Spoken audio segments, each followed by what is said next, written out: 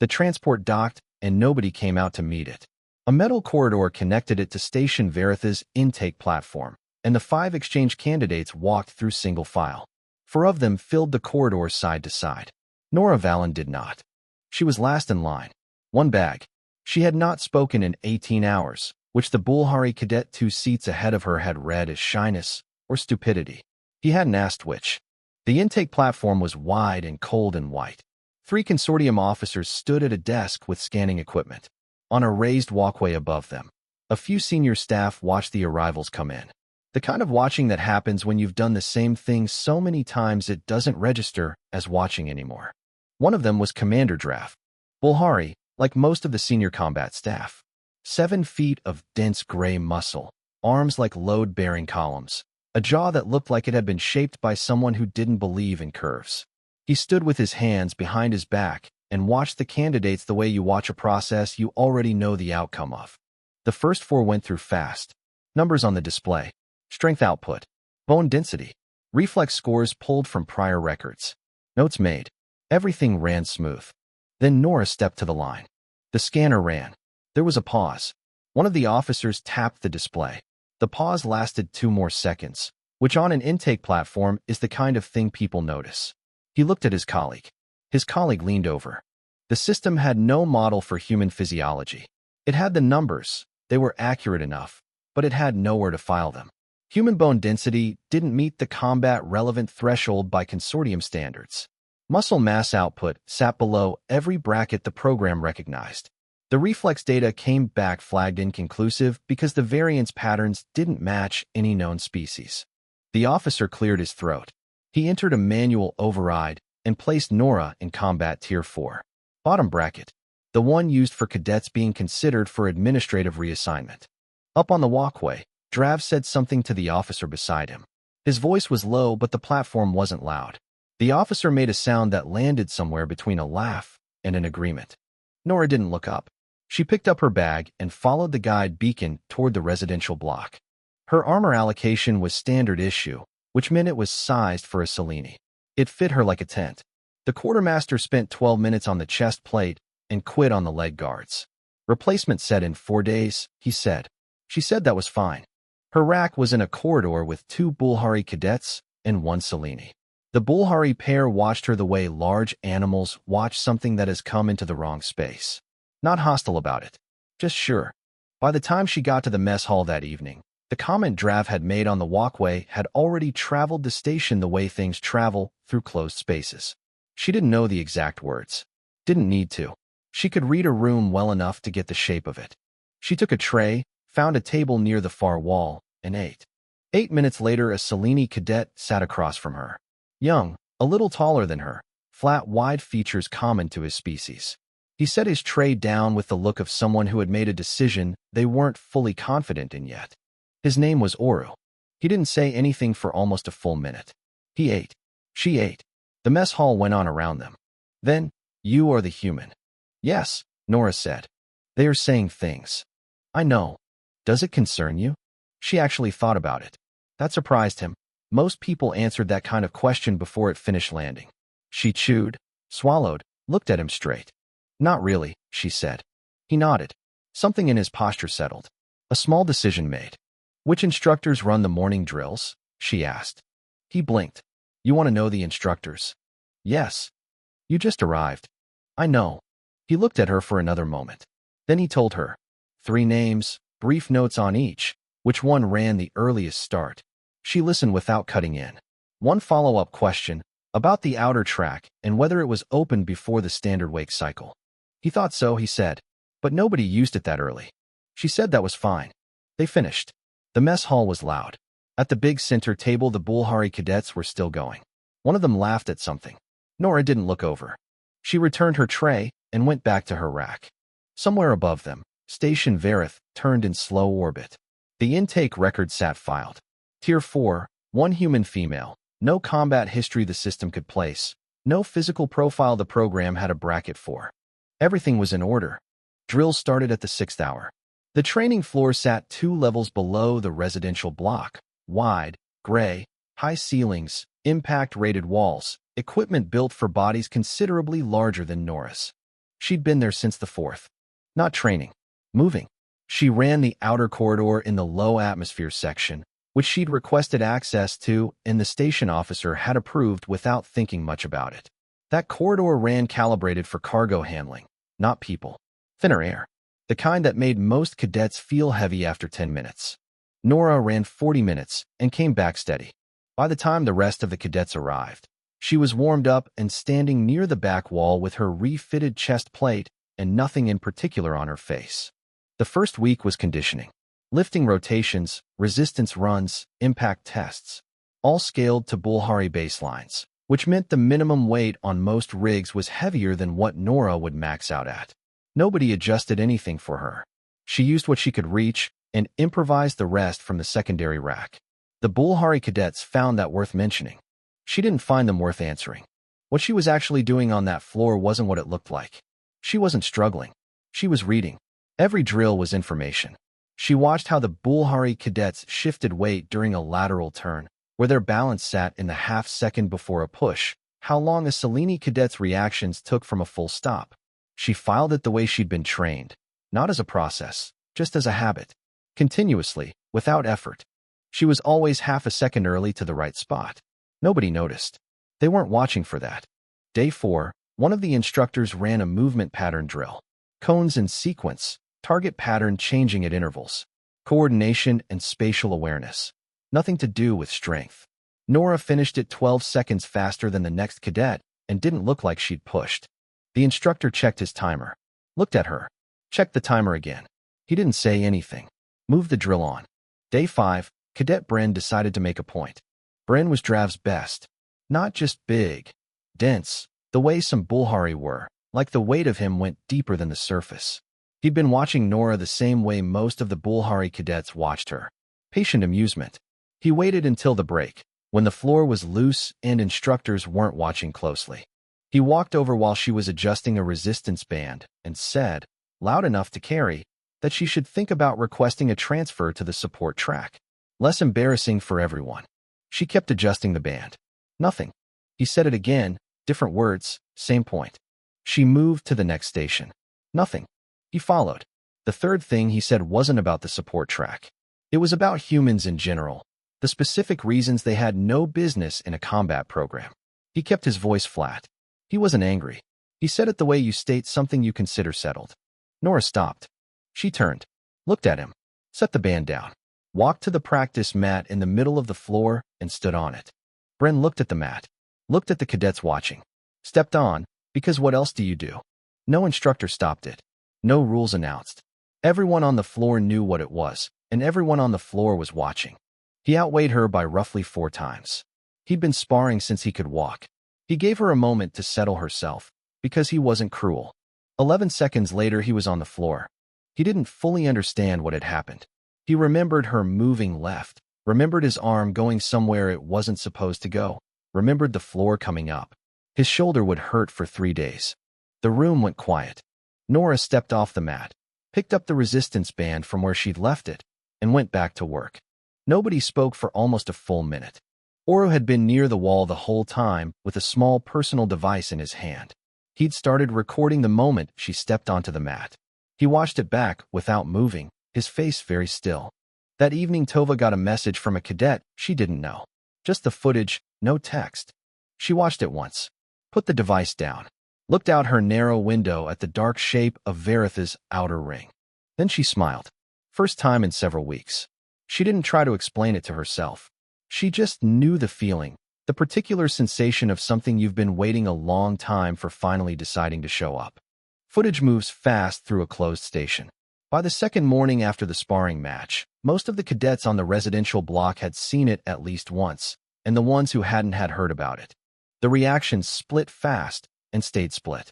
The Bulhari cadets who had been on the floor said Bren had been careless. He'd underestimated the reach difference. Poor stance. It was one bad moment, one poor choice, and anyone reading more into it was building a story out of nothing.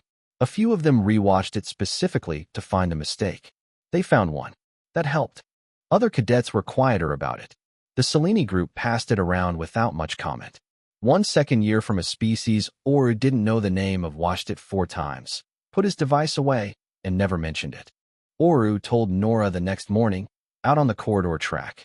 She was 4 laps in when he got there.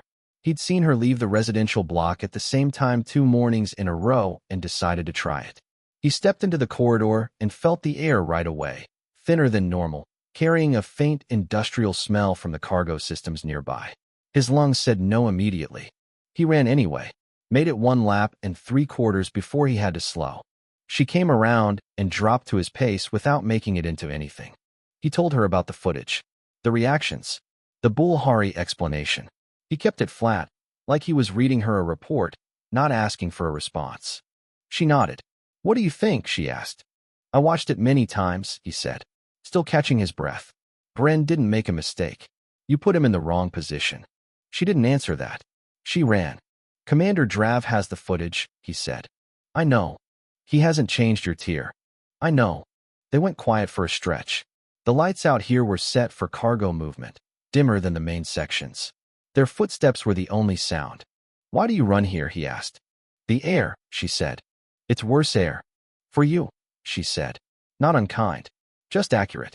He thought about that and didn't follow up. 3 days later, there was a classroom session on tactical theory. A mid-sized room on the 4th level, fixed seating, display board up front. The instructor was a consortium officer named Vel, older, flat voice, the kind of voice that comes from giving the same lecture too many times and expecting nothing back from it. He was covering asymmetric engagement, a weaker force taking down a stronger one by going for structural dependencies instead of direct contact. He laid out the theory clean and fast, and at the end he put a problem to the room. 1 operative, 12-person formation. The formation holds a communication node. Direct contact isn't an option. What do you do? He asked for answers. 3 cadets went. All variations on the same idea: distract, delay, call for backup. Vel acknowledged each one with nothing behind it. Then Nora spoke. No hand raised. She just said it from her seat like she was continuing a conversation that had already started. Not distraction, not delay, structural isolation. A formation of 12, looked at the right way, had 4 to 6 people whose positions held the whole shape together. Pull the right 2 and it didn't weaken. It came apart.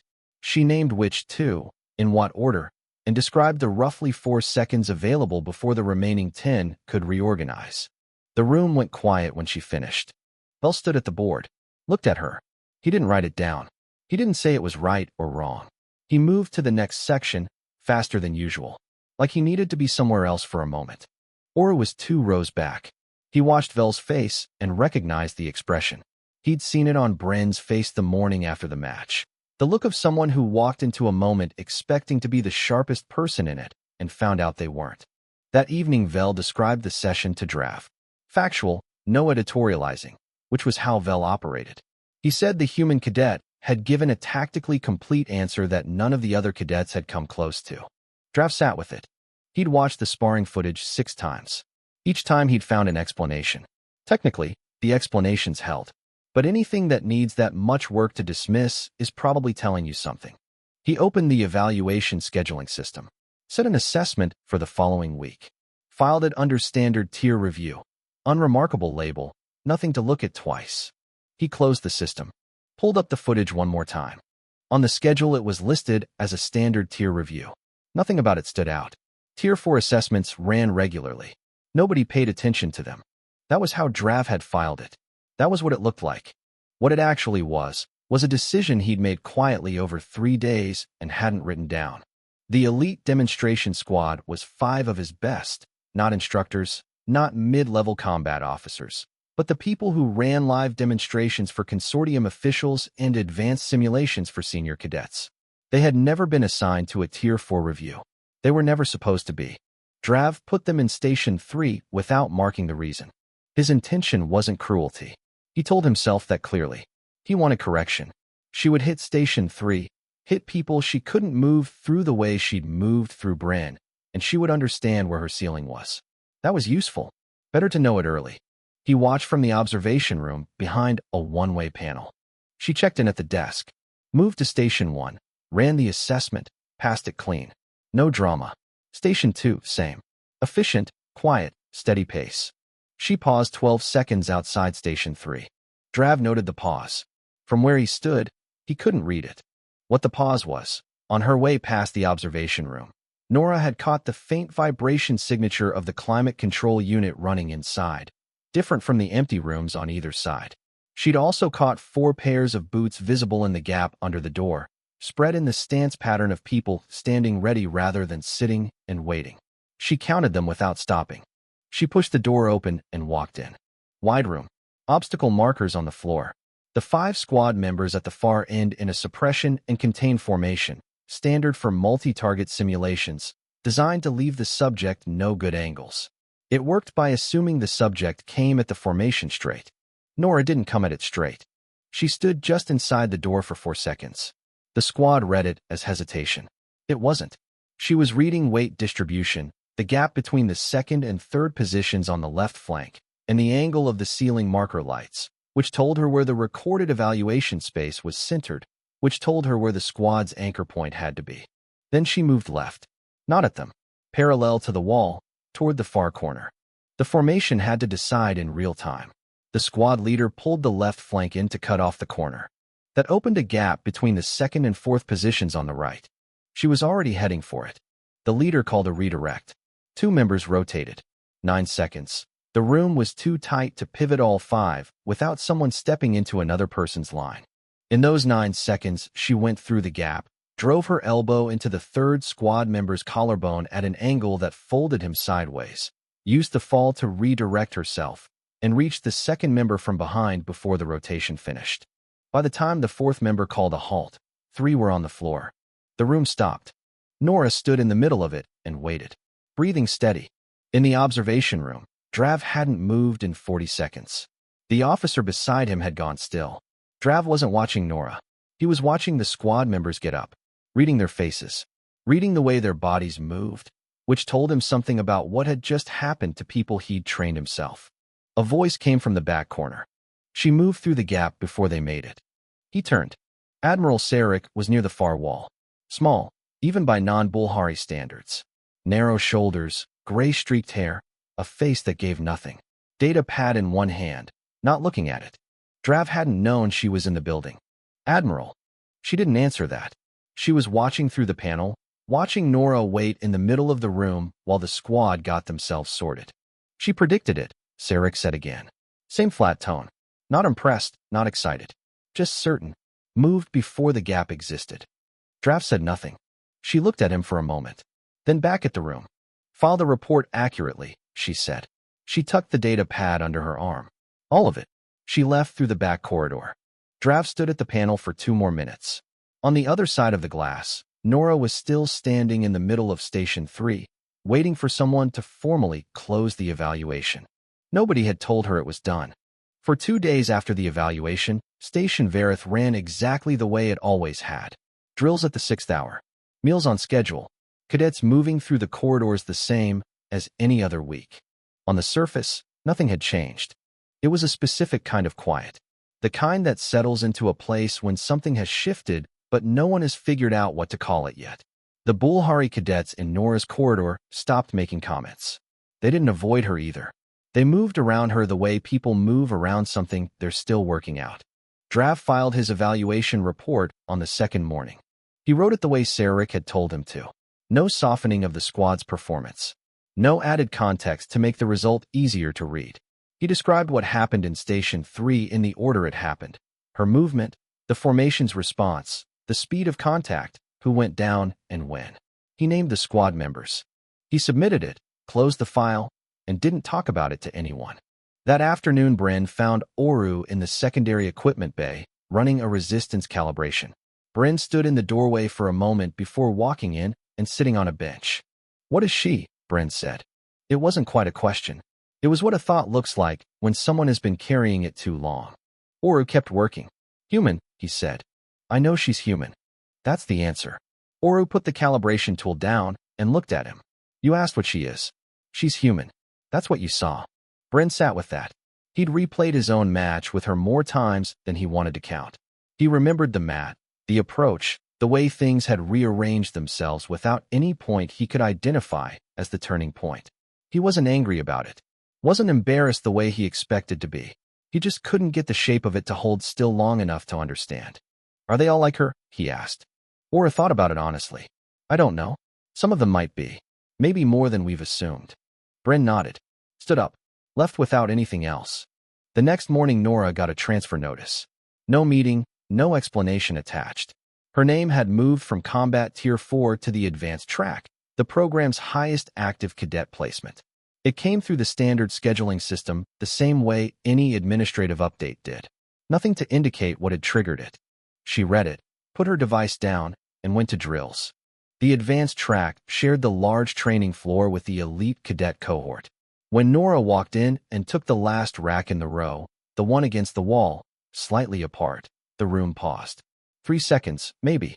Then everyone went back to what they were doing. She started her warm-up. That same morning, Sarek sent a message to Tova's office requesting a meeting. Tova arrived to find Sarek already seated, data pad open, documents on the desk. It didn't go the way Tova expected. Sarek didn't ask about Nora. She spent the first part on the exchange program's intake structure, assessment criteria, calibration models, which species profiles were in the system and when they'd last been updated. Tova answered carefully. Sarek's questions had a direction even when they sounded like paperwork. Then Sarek asked how many human candidates had applied for the next intake cycle. Tova said 9. Sarek looked at the number, made a note. She asked whether the consortium's intake assessment could accurately evaluate a human candidate's combat readiness. Tova kept her voice level. No, she said. It can't. Another note. How long had Tova known this? Since before I arrived at this station. Sarek set the datapad down. She looked at Tova with the expression of someone who has just found the edge of a problem much bigger than the one they sat down to look at. She didn't say anything for a moment. The 9 candidates, Sarek said. Are they comparable to Cadet Valen? Tova thought about how to answer that precisely. Some of them are more experienced, she said. Sarek went quiet again. She picked up the datapad, closed her documents, and stood. I'll be in contact. She moved to the door, stopped at the threshold, didn't turn around. The assessment system, she said. All of it. Intake criteria, tier brackets, physical calibration models. Assume it needs to be rebuilt from scratch. Then she left. Tova sat in the empty office for a while after that. Through the narrow window, the outer ring of the station turned slowly. 6 years here. Reports filed. Flags raised through proper channels. She had waited. She picked up her device and started drafting a message to the other human liaisons across the consortium's academy network. Short message. It just said, it has started. The room was small. Off the main administrative corridor, not a real office. A table, 2 chairs, a light panel that buzzed faintly at a frequency most species on the station didn't pick up. Nora had walked past this corridor on her 3rd day here and noticed the buzz. She hadn't known whose room it was. Sarek was already seated when she arrived. Nothing on the table. Hands flat on the surface. No greeting. Just sit. Nora sat. Sarek watched her for a moment with a specific kind of attention. Not looking for weakness, not curious. More like an engineer reading a structure, trying to understand what was holding it up. You knew what Station 3 was before you went in, Sarek said. Not a question. Yes, Nora said. When? At the door. 12 seconds before. And you went in anyway. Yes. I want to understand why, Sarek said. Not the tactical reasoning. I can read that in the report. I want the actual reason. Nora gave the question 4 seconds. Because stopping would have been dishonest, she said. Sarek's expression didn't move. Explain that. If I stopped at Station 2, that would have told them the setup worked. That I couldn't get through. That was false. They'd have made decisions on false information. That creates real problems later. The light panel buzzed. That was the only sound in the room. That's the practical answer, Sarek said. That's the reason, Nora said. Sarek reached under the table and put a thin data card on the surface between them. Your tier classification is gone, she said. Tier 4 doesn't apply. Tier 1 doesn't apply. The existing brackets don't fit human physiology, and we're done pretending they do. Nora looked at the card. Didn't pick it up. A new category is being drafted, Sarek continued. New intake criteria, new calibration models, a review of every human candidate who's been through the program in the last 10 years. She paused. It's going to be a significant amount of work. I know, Nora said. Sarek studied her. You spoke to Tova. First week, Nora said. She's been filing reports for 6 years. Yes. The problem isn't new. You just have different evidence now. Something changed in Sarek's face. Not surprise. More like recognizing that a situation she expected to be complicated was turning out to be straightforward. She set the data card to the side. Advanced track. Full evaluation credit. New assessment criteria applied when they're finalized. She stood. Continue under standard requirements until then. Nora stood. Cadet Valen. She stopped. The 9 candidates in next intake, Sarek said. If any of them are better than you, I want to know before they arrive. Nora thought about it honestly. 2 of them are, she said. Sarek held her gaze one more second. Then a single nod, and she was at the door. Nora walked back to the main corridor. Oru was at the junction where the administrative block met the training section. He had a data pad he clearly hadn't been reading. He stood when he saw her. What happened? She told him. Short, in order. No tier. New category. Full rebuild of the assessment system. He was quiet as they walked. She asked the real question, he said. Why you went through? Yes. What did you say? She told him. He walked beside her without speaking for another stretch. The station ran its usual rhythm around them. Cadets heading to drills. Officers moving between sections. Ordinary life. I need to run the outer corridor more, Oru said. Something in her face shifted. Not a smile, but close. Yes, she said. You do. At the far end of the training floor, Drav stood near the equipment wall, watching the advanced formation drill. He knew every step of it. He'd watched it 100 times. He watched Nora cross the floor and take her place in the line. Watched her move through the first set. His face wasn't hostile. Wasn't admiring either. It was the look of someone who has spent a long time working from a map and has just realized the territory is larger than it showed. Not a comfortable thing to find out. But he wasn't the kind of man who looked away from things that needed looking at. He stood there and watched the rest of the drill. Somewhere in the station's systems, the intake records were already queued for review. It would take months. It would change more than anyone had given a name to yet. The territory was larger. It always had been,